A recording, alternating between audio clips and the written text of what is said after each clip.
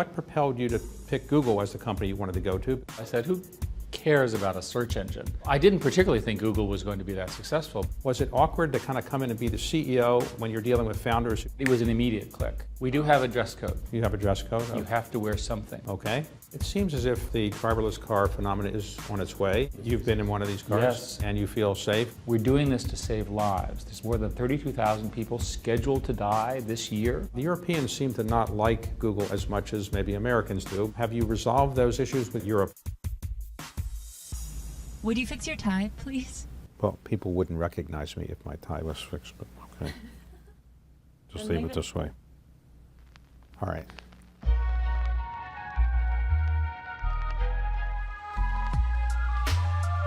I don't consider myself a journalist, and nobody else would consider myself a journalist. I began to take on the life of being an interviewer, even though I have a day job of running a private equity firm. How do you define leadership? What is it that makes somebody tick? When you joined Google, Google was a very small company. Did you, in your wildest dreams, ever imagine to become the second most valuable company in the entire world? I don't think any of us did, and I certainly did not. When I met Larry and Sergey, they just seemed incredibly intelligent. And we had this huge argument over something technical, and I hadn't had that good of an argument in a long time, and I thought, I've got to work with these people. I wanted to join a company that was going to stay in one building. Today, of course, we are many buildings. So you were the CEO of Novell at the time that you were getting ready to go to Google. What propelled you to pick Google as the company you wanted to go to, because you had many opportunities? Well, I actually didn't interview anywhere else. John Doerr asked me to visit Google. I said, who cares about a search engine? It won't matter very much. Who uses search engines? But he said, nevertheless, go visit with Larry and Sergey. And what they were doing was so interesting, and the quality of the people that they had recruited were so compelling that I just had to be there. So search engines were not that novel at the time because there were plenty of search engine companies, right? So why did you think Google had a search engine that was going to change the world? Well, I didn't particularly think Google was going to be that successful, but I thought the technology was unusually special. Google had invented a different way of doing ranking, and all of the previous search engines had used ranking that was easily manipulated by, business forces and so forth. But Larry Page had invented something now known as PageRank, which is a different algorithm, a different way of doing search. And it had spread virally, first at Stanford and then throughout the Bay Area. And it was all word of mouth. And I thought, what a great project. So Google is a word that existed before, and it kind of meant infinity, and it's spelled differently. Did Google intentionally spell it differently than the original word Google? What happened was there was a number called 10 to the 100th. And I'll spare you to the details, but this is a very large number, 10 to the 100th. And it was named by a Russian mathematician, Googol, G-O-O-G-O-L. And it was too hard to pronounce. And so Sergey decided it should be called Google. Now today, the company is not called Google anymore, it's called Alphabet. So why did they pick Google as the original name, and why did you change it to Alphabet in terms of the parent? Well, Google's always done unusual things. So after 15 years of being Google, we had all of these other companies that were sort of proto-companies, but they weren't real businesses and they didn't have real CEOs. And we talked internally at great length about how do you get great companies founded? And the answer is strong CEOs, strong incentive programs, strong boards of directors. There aren't other models. So how do we recreate that within the context of Google? And that's what Alphabet is. So Alphabet is a holding company of companies of which Google is the best known. So many technology companies that are well known, let's say Microsoft or Apple or Facebook, are run, the CEOs initially are the founders. You had a different situation. You had two people who were, quote, the founders, Larry and Sergey, but they wanted a CEO who had more experience, or at least the venture investors did. Was it awkward to kind of come in and be the CEO when you're dealing with founders who don't have the CEO title? Well, in their case, they had been searching for somebody they could work with for 16 months.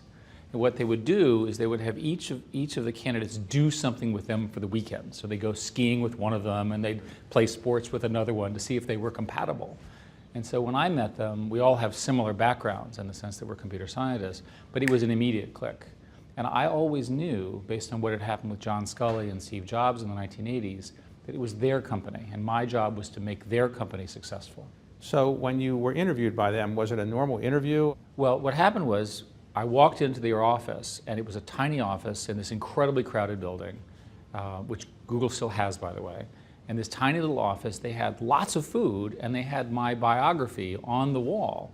And they proceeded to ask each and every question that was possible against the biography. And I had never been so thoroughly questioned, and I had just gone to visit. And they came to a product that I was building at Novell, and they said, "This is the stupidest product ever made," which I, of course, had to respond to. And you didn't think you were going to get the job after they said that, or you thought Well, I you didn't might? realize it was a job interview. Okay. But as I left the building, which was curiously a building that I had had when I worked at Sun years earlier, to show you how Right. history repeats itself, I knew I would be back.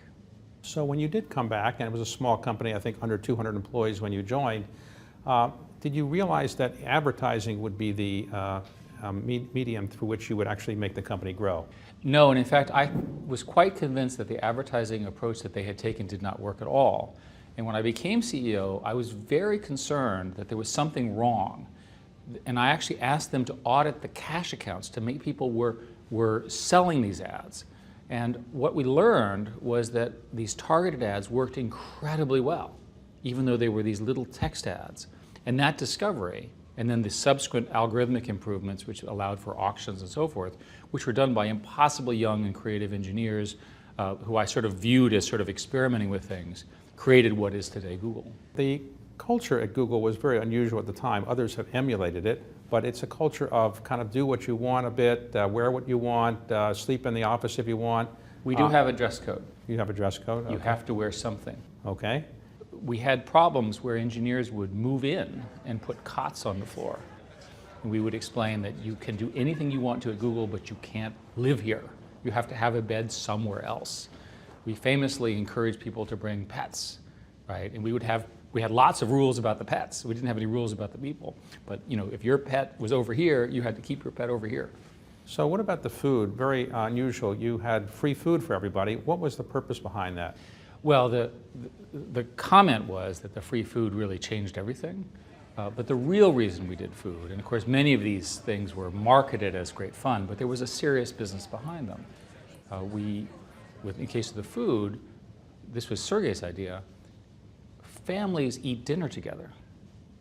And he wanted the company to be a family. And so if you had people have proper good food, breakfast, lunch, and dinner, they would literally work as teams.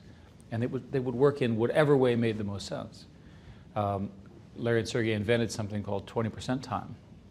And the idea is that for each of the employees, especially the engineers, if they are interested in something, they can spend 20% of their time on whatever they're interested in. Oh my God, how could you run a company that way? Well, that allowed the engineers who were sitting there at dinner to have conversations about what do you think, what do you think, what do you think? I'll give you another example. Larry Page was looking at our ads just as they came out, and he studied them, and he put a big sign on the wall, and he wrote, "These ads suck." And this one and this one and this one. And I was looking at this and I said, this is another stupid Google thing, right? Nothing's going to happen. We have an ads team, we have a manager, we have a plan. So this was Friday afternoon. I come in Monday morning, and a completely different set of teams had seen the sign and had invented over the weekend what today is the underlying ad system of Google and delivered it on Monday morning. That could not have occurred without such a culture. 20% time, have you gone into businesses that came out of the 20% time? Well, the most interesting examples are maps, many of the ad system components. Most people believe that the 20% time is the source of real creativity and now what is a very large company. So one time, I think you told me on a previous occasion that you were out of the office and then you came back to your office and somebody had occupied your office. It's important to remember that at the time, Google's culture was seen as very unusual. And I knew this. And I was always careful not to commit a faux pas, if you will, in the culture. And so one morning I walk in and my assistant has this look on her face like something bad has happened. And I walk into my office, which is 8 feet by 12 feet, and here is my new roommate, Amit. And he's moved himself in, he's working, and so forth. And I didn't know that I had a new roommate, and after all, I am the CEO. Someone should tell me these things, right? So I said, hello, who are you? And he says, hello, I'm Amit. And I go, okay. And he goes, nice to meet you. And I said, well, kind of, why are you here? And he goes, well, your office was not occupied. You're never here. And I was in a 6-person office. It was too loud. And I thought, what to say to this? Because this is a career-limiting moment. If I say, get out of my office, they're going to fire me or something. So I thought, okay, did you ask permission? And he goes, yes, I asked my boss, and he said it was a great idea. And I said, okay. So we sat next to each other. And he would program, and I would do my work, literally next to each other, for a year. And we became best friends. Do you think the United States government is better at cyber terrorism than other governments are against us? The one that I worry about the most about right now is actually Russia. They're not shy about it. They don't mind people knowing about it.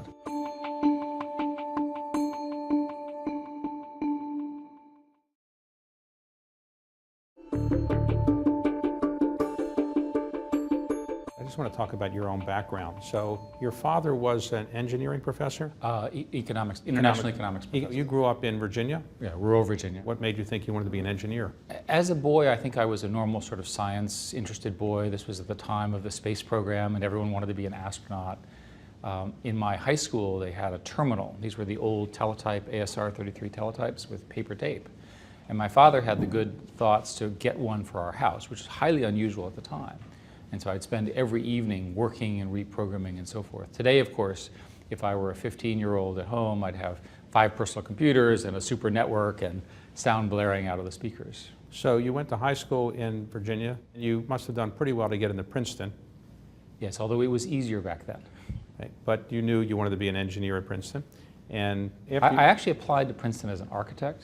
And when I got to Princeton, I discovered that I wasn't a very good architect, but I was a much better programmer. And Princeton, again, was kind in that I was advanced enough that I was able to skip the introductory courses and go straight into the advanced courses and then the graduate courses at Princeton. So you must have done pretty well because you then got a scholarship to go to Berkeley and get your PhD. And was it hard to move across the country? And no, but to give you an example of how naive people were back then, I decided I wanted to move out to California because I'd heard that it was sort of nice and sunny beaches, but of course I went to the wrong part. And this was, of course, before Google Maps. I worked at Bell Labs where Unix, which is the basis for much of computing today, was invented. I was a junior programmer there. And I worked at Xerox Palo Alto Research Center where the workstation and the screens and many of the editors and many of the networking things that we use today were invented as a young programmer. So I was unusually fortunate to be, as a young person, an assistant to the people doing that kind of research. So from there I went to Sun Microsystems where I was an executive for many years. And then from there you were recruited to Novell? Yes, and I was at Sun for 14 years, Novell for 4, and now Google for 16 plus. So as the company became bigger and bigger, it dominated the search business. It has 90% plus of the search world, more or less, I guess. So why did Google say, well, we want to do other things? We don't want to just be in the search business. You began to decide to go into other things. So let's talk about a few of them. I should say that Google's motto was not only search the web. It was all the world's information. And information is broadly consumed. So the company set out with all of the hiring we were able to do and the talent to begin to solve some new problems. We became very interested in maps, right? And we developed our own maps, hugely successful product line. We bought a company called YouTube today, incredibly successful in terms of video, another form of information. We built an enterprise business that has done incredibly well. I can go on. In some cases, we bought little companies that we grew, like Google Earth. In other cases, these were technologies that we grew ourselves. But the whole idea was to integrate around information. At some point, 4 or 5 years ago, we became interested in solving other problems. Not just information problems, but problems where digital technology could make a material difference. The most obvious one being self-driving cars. And we've been working on that as a research project. You've been in one of these cars? Yes. And you feel safe when you're Well, driving? the funniest story is, so I get on the car on the highway in California, and it's driving, and I've decided it's following too close. And so I complained to the engineer, and he says, no, we're exactly right. And of course, they got it right. And it gets off the freeway and parks itself and all of this. Another case, I'm driving or non-driving in the self-driving car, and it turns left, and here we have a mother and a child, right, crossing the street illegally. And I'm going, oh no, this is the movie, that you've seen, the car running over the mother and child, skids to a stop, right? So the technology works, and it works because there's a very, very powerful laser imager on the top of the car, which sees more accurately than we do. So imagine a car that has vision all around it rather than just in front of it. There's more than 32,000 people scheduled to die this year in America. We just don't know who they are, right? That's how bad this is. So imagine if we could reduce that by half or a third or a quarter. Most of the accidents are driver-induced of one kind or another. We may ultimately be able to make driving accidents a very, very rare event. Now, you've been involved in artificial intelligence, better known to some as AI. Is artificial intelligence dangerous for humans, or is it going to be helpful to humans? I see it as extraordinarily useful. And let me give you examples. Today, artificial intelligence is being used to do things which are hard for humans to do because of data. There's a disease called diabetic retinopathy, and it's diagnosed by ophthalmologists. We can detect that 99% of the time. The best ophthalmologists do it at 90% of the time. Why are we so good at it? Because we see more eyes. We can train the computer against eyes. There's a lot of reasons to think that this kind of intelligence, as we say, will allow things which are either repetitive or require deep pattern analysis will be much, much better. So do you think the United States government is better at cyber terrorism, if that's the right word, than other governments are against us? The US government has never acknowledged that it plays an active role in cyberspace, that is active offensive role, although the people who might be our targets have certainly been claiming we've been doing it. The consensus of people who don't know any of the details, which includes me, is that America is very good at this, but other countries are as well. The one that I worry about the most about right now is actually Russia. If you look at their actions in the last few months, they've done a number of very publicized invasions, attacks, and alterations, which can only be understood as cyber activity, and they're not shy about it. They don't mind people knowing about it. So this must be part of their strategy to keep in our face, if you will. The Europeans seem to not like Google as much as maybe Americans do. Have you resolved those issues with Europe? The core issue, I think, is that the European governance model is not yet set up to build these global companies.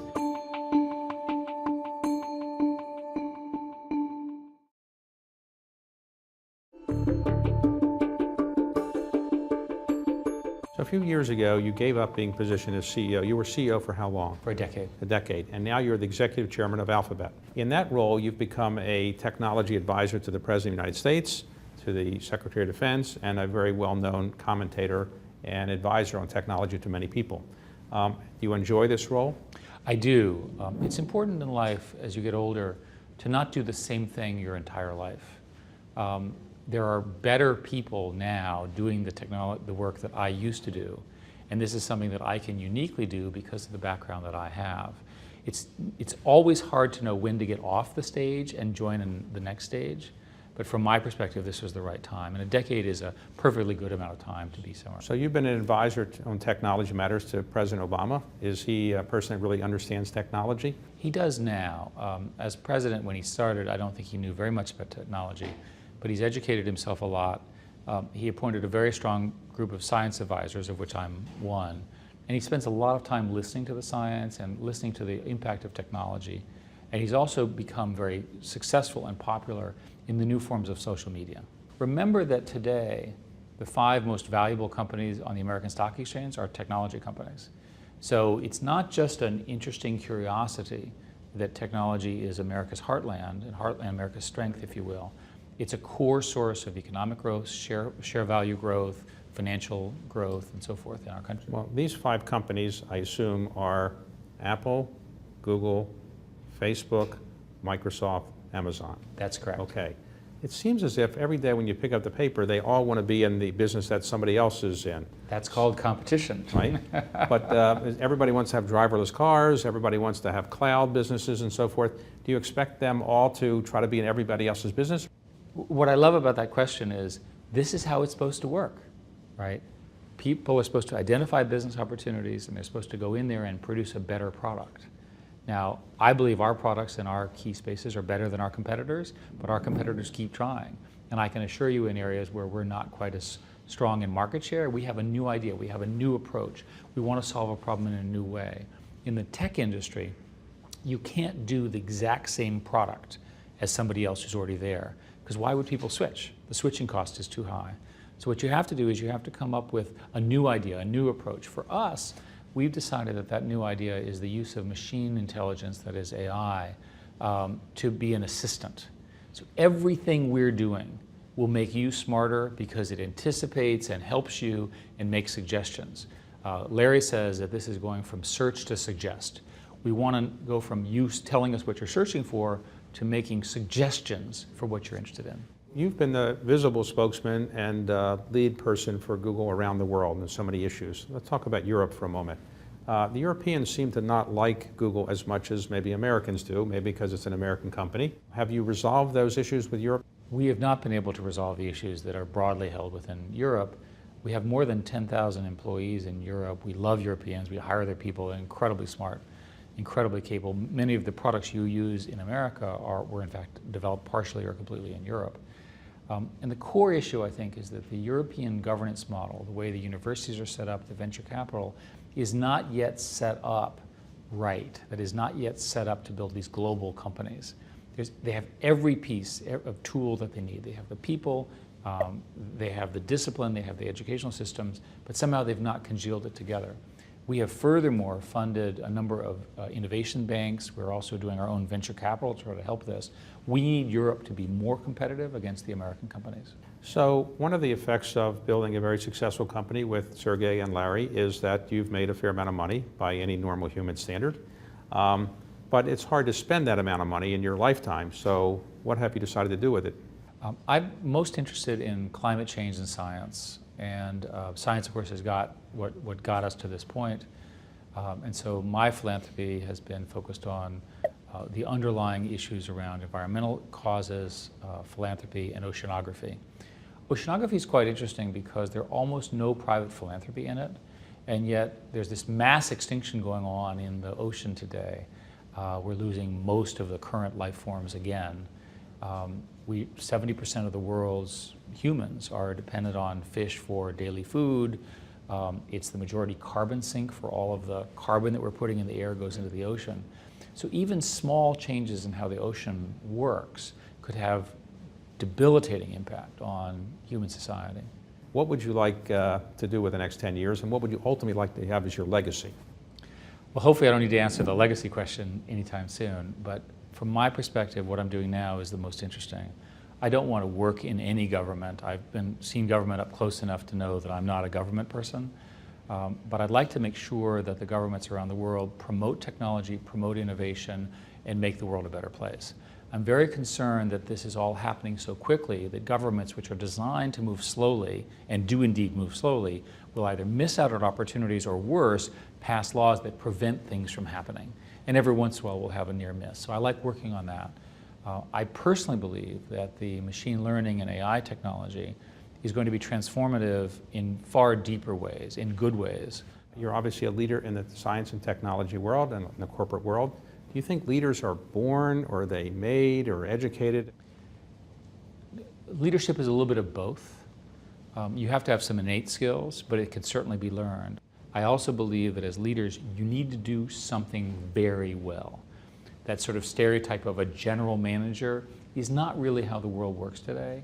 Now the managers they're uniquely good at something, and then they learn other things. And I don't think it matters where you start, but I think you needed to be incredibly good at that one thing, and then you broaden your skills. Discipline, hard work, and loving what you do will get you very far.